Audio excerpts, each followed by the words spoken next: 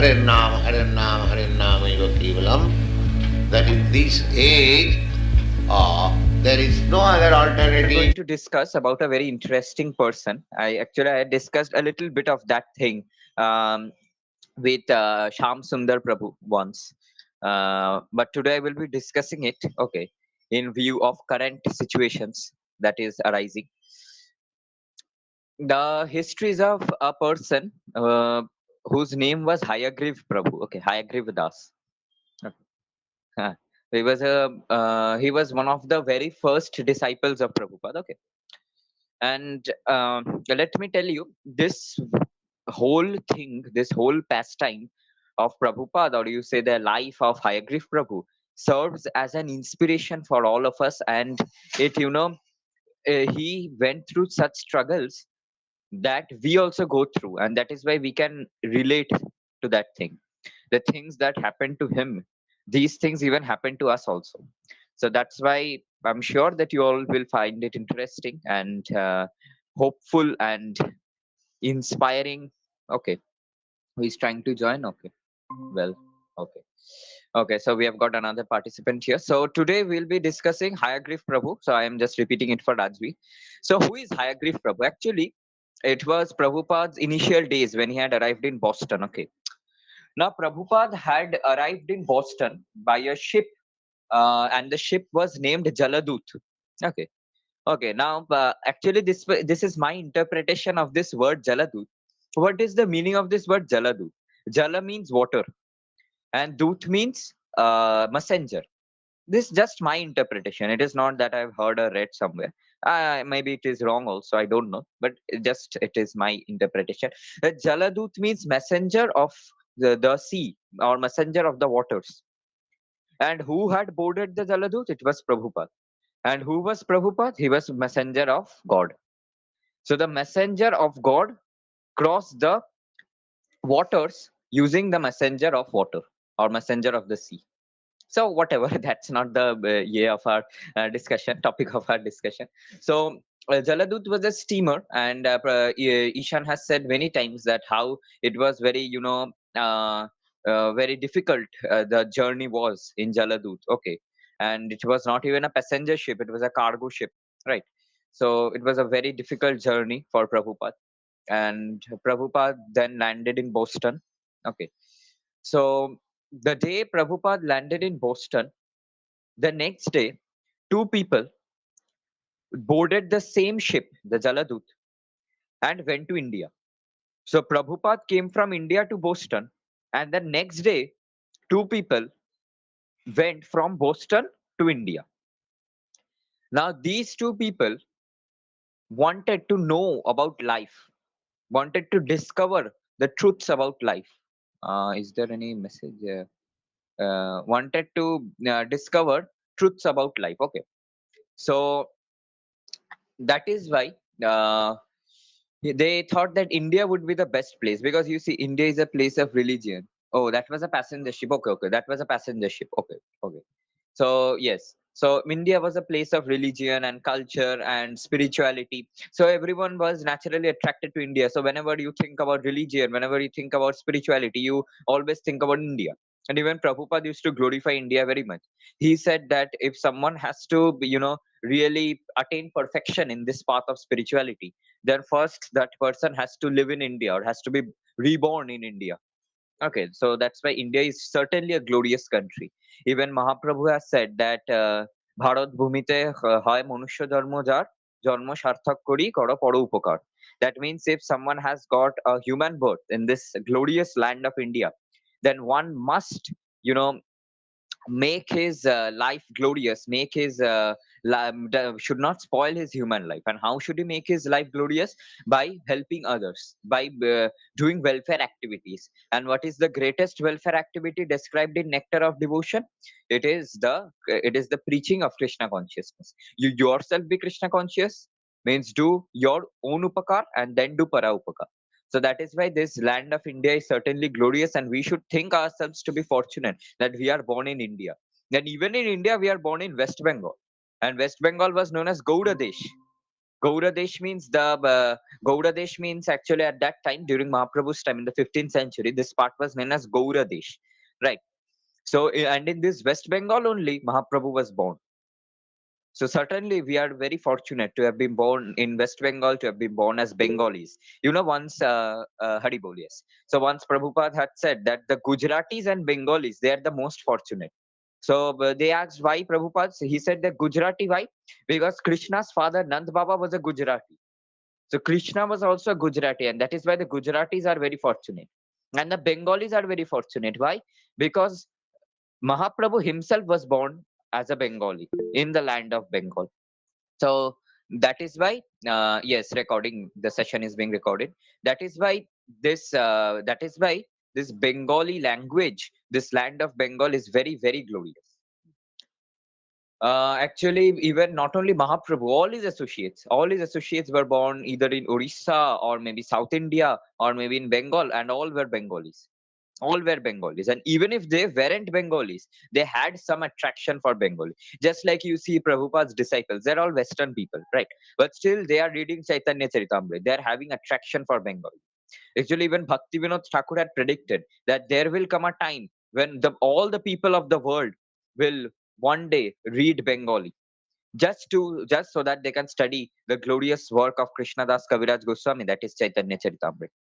So, okay, returning back to our point. So, these two brothers, actually, they were two brothers, those two persons, they boarded the Jaladut steamer and they came back and they came to India. In India, they wandered, for 1 year. And, in India's climatic conditions and their America's climatic conditions, they're completely different. Right. So, they had a lot of time, in adjusting, and they used to get sick sometimes. Okay, so and they met many so-called gurus. Okay, there were many so-called gurus, many so-called acharyas, and they tried to know about the truth of their life. They wanted to know about God, everything. They wanted to know, but they couldn't find a satisfactory person who could give satisfactory answers. So, being dejected after 1 year, they said that even India has failed. So, we should go back to Boston and carry on our normal life, because we can't, because there's no other way. We haven't got our answers. So they again left India and went back to America. And as they were going, and they came back to America. And one day, as they were walking the footpath of America, they saw that on the other lane a person in saffron robes carrying a sannyas danda was walking, having a shaven head. Okay. And he was also carrying symbols, and he was chanting the Hare Krishna Mahamantra. And they got attracted to that person, and that person was actually Srila Prabhupada, because at that time he was the only person who was dressed in such a manner, right? So they got attracted to him. They said, okay, let's try for the last time. What if this Swami can help us? So they approached Swamiji from the other lane. They are saying, Swamiji, Swamiji, and Prabhupada looked at them. He said, and they said, Swamiji, I want to talk to you. Please wait. And they crossed the lane and went to Prabhupada. And Prabhupada said, who are you two? He said, actually, and they introduced themselves. And those two brothers were Kate and yeah, Kate and Howard. Okay, Kate and Howard. They said, I am Kate and this is Howard. So Prabhupada said, okay, what do you want? He said that we want answers about life. We want answers about afterlife, about birth, death, disease. Why are we suffering? Why are we here? What is our origin? Please tell me all these things. So Prabhupada said, okay, for that you have to read my books and you have to attend my Bhagavatam classes. I give lectures. Okay, every Monday, Wednesday, and Friday, you must attend the lectures. I said, okay, Prabhupada, where do you live? 26 Second Avenue. I live at 26 Second Avenue. He said, okay, we will visit on Monday. Prabhupada said, you will visit on Monday. What if you forget? Prabhupada held their hands and pulled them and dragged them to 26 Second Avenue and said, yes, this is my house. This is my house, and you have to come on Monday. You have seen the address, you have seen the exact location, and you must be present on Monday. So, yes, they came on Monday, and that time Prabhupada was giving classes, and they were, impressed by Prabhupada's classes. The way Prabhupada said and explained the things, and even the explanations were so satisfactory to them. Those explanations appealed to them, and they understood they had found out the right person. And on the first day of their meeting only, Prabhupada said the two brothers that you both should serve Krishna. And how you should serve? You too should be the editors of my books. I write my books in English, but I want someone to check my grammar. Actually, Prabhupada was very scholarly. There is no flaw in Prabhupada's grammar, but still he wanted to make it checked. Okay, just for the sake of service to a spiritual master. The spiritual master, guru, can be served in many ways. So one of the ways of Prabhu serving Prabhupada was reading his books. One of the ways was editing his books or transcribing his lectures. Okay, so he said that you should edit my books. So the two brothers said, "Oh, Prabhupada, okay, we will do it, but let us first, become, acquainted with it. Okay, because we are just new and it's the first time we are coming, so let us become acquainted with it. After some days, we will see." So Prabhupada didn't force them. This was the nature of Prabhupada. That Prabhupada never forced anyone. He would request them. If you keep the request, very nice, very good. If you don't keep the request, then Prabhupada said, okay, you just think about it. So they attended more lectures, they read more books, and they found all the answers that were troubling their mind. And they said, okay, it's done. We will be serving you, Prabhupada. So Prabhupada said, okay, before that, I must initiate you. So he gave Harinam Diksha. So the one who was Howard, became Hāyagrīva Prabhu, and the one who was Keith became Kirtananda Prabhu. So Hāyagrīva Prabhu and Kirtananda Prabhu. So they were the very first disciples. Okay, one of the two of the first disciples of Prabhupada. Okay. So they started editing the books, and you will see in many places about Hāyagrīva Das written, Hāyagrīva edited by Hāyagrīva Das. He would also sometimes transcribe Prabhupada's lectures. Okay, whatever Prabhupada would say, he would just type it down. Okay. So he was doing very good service, and so for some years he was there. And in the meantime, many others had also joined. There were people like Tamal Krishna Goswami Maharaj, then Bhakti Charu Swami Maharaj, Jayapataka Swami Maharaj. Many people now joined. Okay, and the movement started growing. And many people also started editing the books. But a very bad thing happened. The thing was, his past impressions that were there prior to joining Krishna consciousness, those past impressions came like blazing fire and gulped, swallowed Hāyagrīva Prabhu. Hāyagrīva Prabhu got influenced by those past impressions that he had in his life. And as a result, he got deviated from Krishna consciousness. He lost interest in Krishna consciousness. And he left ISKCON. He left Prabhupada. And when the news went to Prabhupada that Hāyagrīva has left, Prabhupada said, "What, Hāyagrīva has left?" And there were tears in his eyes. Because Prabhupada loved Hāyagrīva Prabhu so much. Hāyagrīva Prabhu was the first editor of Prabhupada. And also Hāyagrīva Prabhu would also work. Okay, he also had a job. He also did a job. So he would also pay the rent of Prabhupada's house at 26 Second Avenue. So in several ways, he used to serve Prabhupada. And now Hāyagrīva Prabhu was gone. Prabhupada was really broken. Okay. But Prabhupada said, okay, no problem. Nothing can be done if someone has got deviated. Actually, this is the thing of our past impressions. The past impressions prior to joining Krishna consciousness, they can come anytime, and even a very advanced devotee can fall down from their path, can get deviated from their path. So if what to talk about, we neophytes, even advanced devotees fall down. So we'll come to that now. Hāyagrīva Prabhu. Now what happened to Hāyagrīva Prabhu was he couldn't be found for several years. Right. Now it was 1969 when Prabhupada did a tour to Hawaii. Prabhupada did 14 times world tour. So once he had done a tour to Hawaii. So at Hawaii, one of the disciples said, "Prabhupada, we have got Hāyagrīva Prabhu. Hāyagrīva Prabhu is there working at an office." And Prabhupada was overjoyed. He said, "Yes, bring him, bring him, bring him." And that time Hāyagrīva Prabhu came, and his attire was completely changed. His appearance was, completely different. No more the dhoti kurta tilak. Now he was wearing all karmi clothes. He was, was wearing suit, boot, and tie, and all the office clothes. You say the no tilak, no kanti, nothing was there. No chanting of the holy name, right? And Hāyagrīva Prabhu also became emotional seeing Prabhupada. Why he became emotional? Was even though Hāyagrīva Prabhu left Prabhupada, Prabhupada had never forgotten Hāyagrīva Prabhu. His love for Hāyagrīva Prabhu stayed. And that is why Prabhupada, embraced Hyagrīva Prabhu and said, "Why did you go? Why did you go?" Hyagrīva Prabhu said, "Yes, I am really sorry, and I have joined. I will join back. I will join back." Prabhupada said, "Okay, you must join." And Hyagrīva Prabhu again joined as the editor. And also, there was a place known as New Brindavan. I forgot which place it is. New Brindavan. Prabhupada had made New Brindavan. Hmm. Okay, so, huh?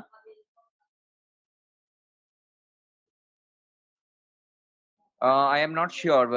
Govardhan Eco Village, New Brindavan. Actually, I don't know the place, the exact place where the New Brindavan is. Means that's like New Dwarka is at Los Angeles. So where is New Brindavan? That I am not very sure of the place. So well, whatever. After how many days they found him? That Prabhu. It was actually not very long. Okay, maybe some months actually. Okay, not very long. But now there is a twist in the story. Okay, well, we'll be coming to that. Okay, so now New Brindavan. So New Brindavan, yes, West Virginia. Okay, so New Brindavan was at West Virginia.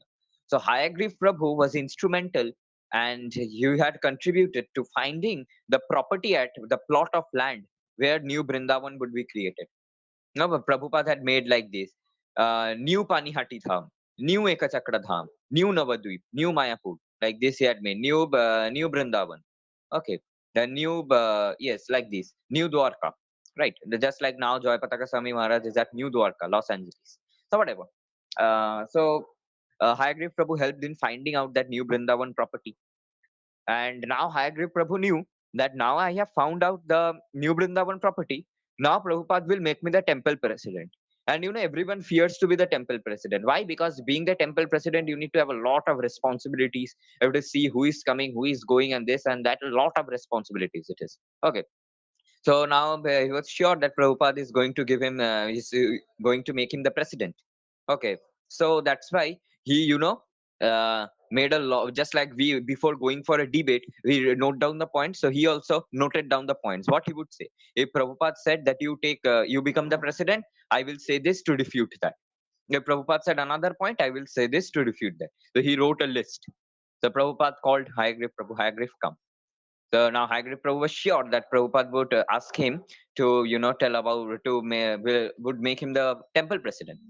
So Prabhupada said, Hagrid, I have a service for you. You have to do a service. Hagrid Prabhu said, yes, Prabhupada, please say.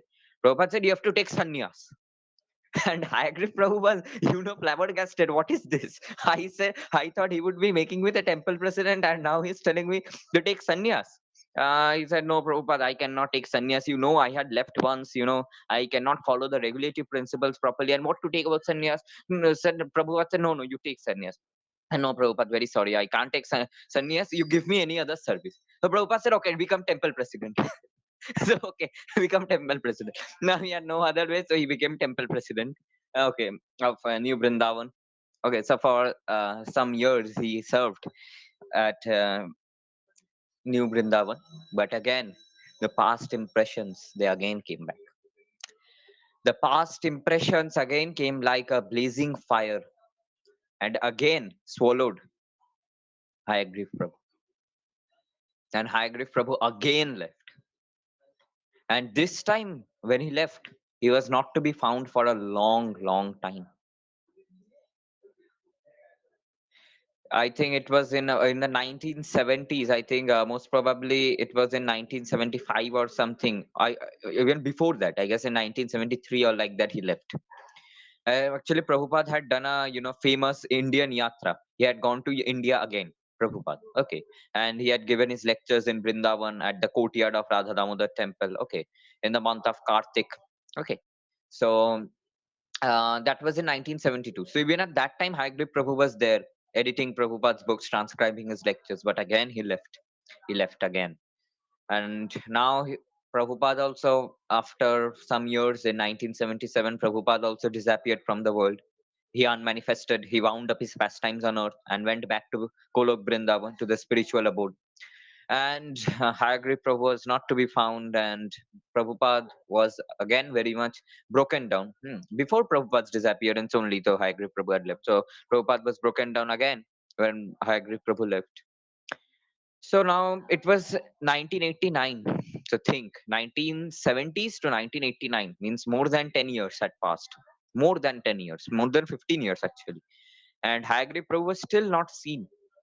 And now, there was a person, I forgot his name. It was starting with S. He was the temple president of Radha Gopinath temple.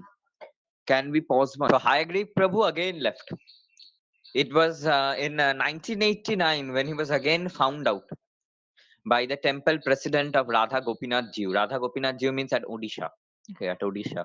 It was founded by, I guess, it was founded by Gaur Govind Swami Maharaj. Okay, right. Radha Gopinath Ji Mandir. And it was founded on the day of Ram Navami. Okay. So, well, that was an extra information. Well, okay. Coming back. So, he was seen, Hyagrīva Prabhu, in the beach of Goa. Okay. No, no, not in the beach of Goa. He was seen on the beach of Odisha only, in Puri. And when the person got to know, means the temple president, he at once went and saw Hyagrīva Prabhu was taking shelter under an upside boat. On the ocean shores, there are boats kept upside down. When the boats will be in use, they will be again, you know, uh, restored to its normal condition. So Hyagrīva Prabhu was crouching there, and it was raining.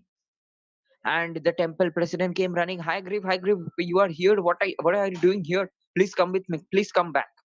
You haven't been there for so many years, and why are you here? Please come back. And Hagrid Prabhu said, I can't. I said, why? What are you saying? You can't come. Oh, he said, uh, I can't walk. So Prabhupada said, Acha, you can't. Sorry, not Prabhupada, means the temple president said that why you can't walk? He said, I don't know what has happened to me, but I can't walk now. They said, okay, no problem. I will be carrying you. So he carried him to the temple, and there the tests were done. Wait, the tests were done, hmm, and it was seen that he was infected with terminal cancer, stage 4, and due to that, the portion of his body below the waist became paraplegic. He was paralyzed, below the waist, and he couldn't walk. And he, after that, he joined ISKCON again, and he spent his time in the wheelchair. And now that he came back with redoubled enthusiasm.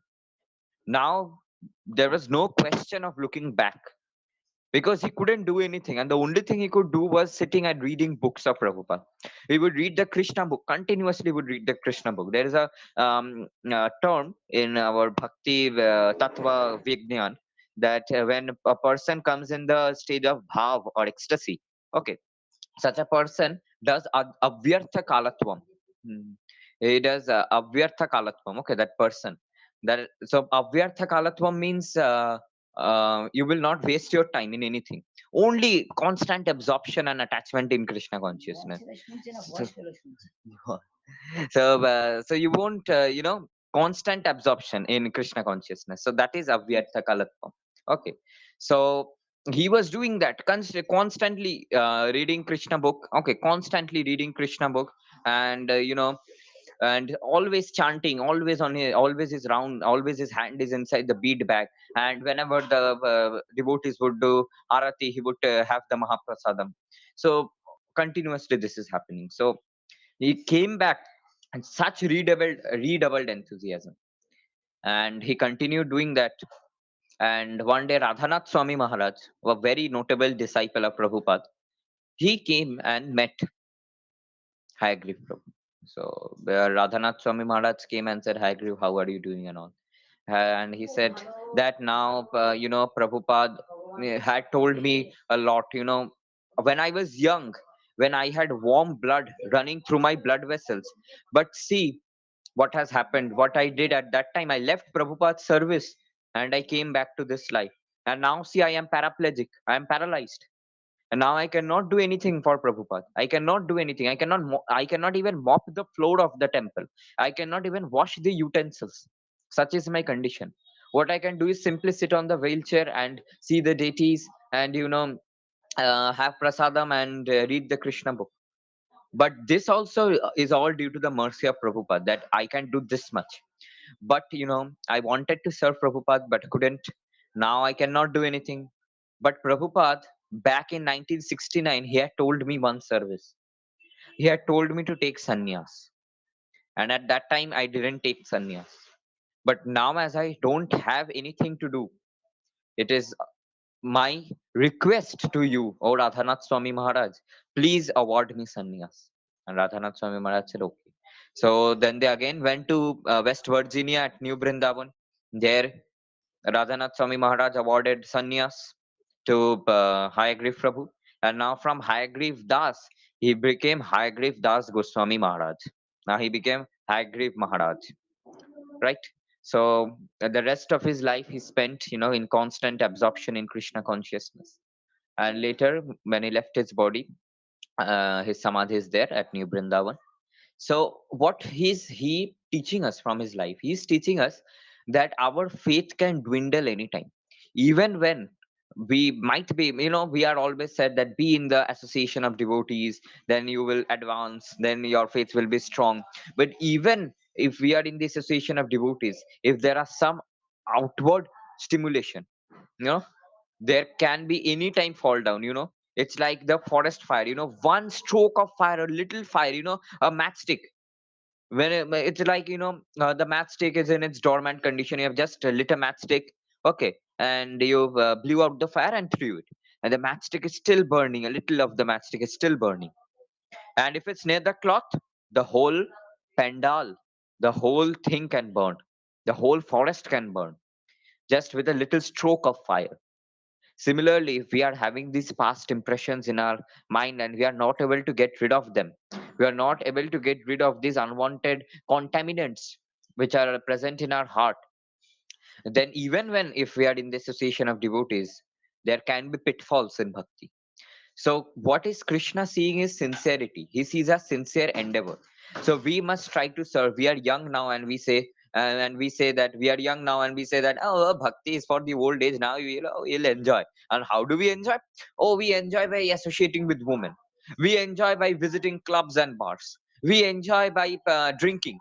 We enjoy by wealth, women, and wine. These three things Prabhupada would say: wealth, women, wine. The three W's. We enjoy with this, but is this real enjoyment? No.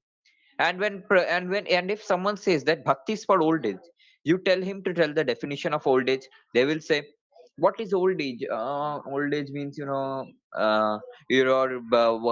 hair becoming white, your mustache becoming white, your teeth falling. But is this old age? No. Old age means how much nearer you are to death. And every second we are coming closer to death. Every second our age is increasing and we are becoming older. So what do you mean by old age? So that is the thing. We are already old now. We have already wasted so many years of our life, and now is the time that we should come back. And if there is sometimes setback might come in bhakti, might where we can fall down. It's not something very rare or very uncommon. Fall downs in bhakti will happen. Lust, anger, greed, all these can take control over us, dominate us. Maya can come anytime and push the sword through our stomach. Okay, but we should be careful enough that we do not fall in the tricks and trap of Maya. We are not affected by the onslaughts of Maya. This should be our, you know, goal. We should try to remain steady and firm in bhakti, just like a banyan tree.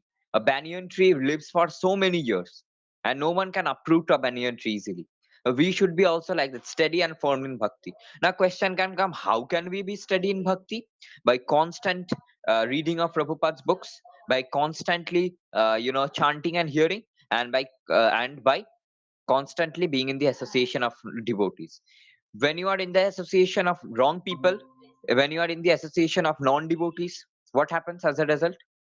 You lose all your brahmanical qualities, you lose all your qualities, whatever you have. And we had cited the example of Ajamil. We were having the sessions, our second chance, how Ajamil was a very elevated brahmin, big devotee, but lust is like that. He had that dormant lust in his heart, and that dormant lust grew like forest fire and gulped him, and he lost all his qualities and ended up in marrying the prostitute and leading a sinful, abominable life. So we should be careful that even if there are setbacks and fall downs in bhakti, we should take inspiration from Hāyagrīva Prabhu, and we should take this vow that now I will come back in bhakti with redoubled enthusiasm. If I chanted 16 rounds at that time, I will chant now 32 rounds. Means obviously it's very hard for us. For us, I am telling that if you are chanting 2 rounds, then you should try to chant more 2 rounds if you have ever fall down, but you should always try to increase your rounds, you see. So in this way, this is the ending advice, that we must always see that we are in the association of devotees. We are always chanting and hearing, and we are always reading. These three should be the pillars of our bhakti life, and we must continue taking inspiration from Hāyagrīva Prabhu. And yes, Gaur Pramanande Hari Har Bol. Can I just say something? Yes, yes, you may. Yes, I was saying that after hearing all this, when one hears that, in in the Bhagavad Gita and in many other scriptures, the scriptures are themselves telling, and Prabhupada himself in the foreword he has written that when one is situated in Krishna consciousness, pure Krishna consciousness, he never falls down. Okay, so now as Radha-Damodar Prabhu said that someone who is even advanced, even he can fall down. So this is actually this one may have this question that then how is it that the scriptures are saying that the people in pure Krishna consciousness they are falling down? Okay, but they won't fall down, and in this case some advanced devotees are also falling down. In there are actually, the thing is that these the anarthas which are inside our hearts, like the lust, anger, greed, all these things, they are, when we do not use them, they remain dormant actually. When we do not use them, they remain dormant. So even Prabhupada had said once that we should use these anarthas which are these are apparently anarthas, but if we use all of them in Krishna consciousness, then they will from anarthas they will become arthas, because anartha means that which does not have any meaning, but artha means that which has a meaning. So if we use them in Krishna's service, they will become arthas automatically. They will automatically become spiritual instead of being material and abominable.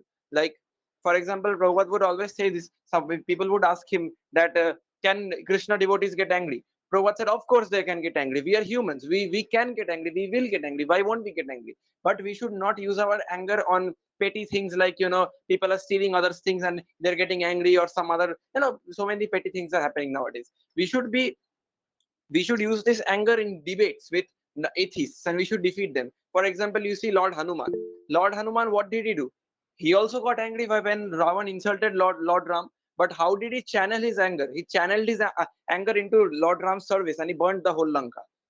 Okay, he served Lord Ram in this manner. Similarly, you can use greed for Krishna. You can have this greed of reading more and more books of Prabhupada. You can use this greed. Okay, you can use this greed for Krishna's service. Then you can even use lust for Krishna's service, for begetting Krishna conscious children. So you can use all these anarthas for Krishna's service, and they will automatically become spiritual, and then you will have no chance of falling down. That is the very good thing. And in this sense, so if Kushal, if you have this doubt, if you may have this doubt, even I used to have this before. If you have this doubt, then I just wanted to clear it up. Yes, actually, a famous saint had once said that these passions which are there in our heart, which seems to haunt us, actually, these passions cannot be eradicated because these have been given by God. They cannot be eradicated, but they can be educated. How do you educate them? If you use it in the service of God. So, just like you can substitute lust into love. Gopal Krishna Goswami Maharaj said that the goal of human life is to substitute the lust. Lust means love for any other thing, attachment for anyone else other than Krishna. And if you can substitute that lust to love for Krishna, attachment to Krishna, then that is success in life. Okay, so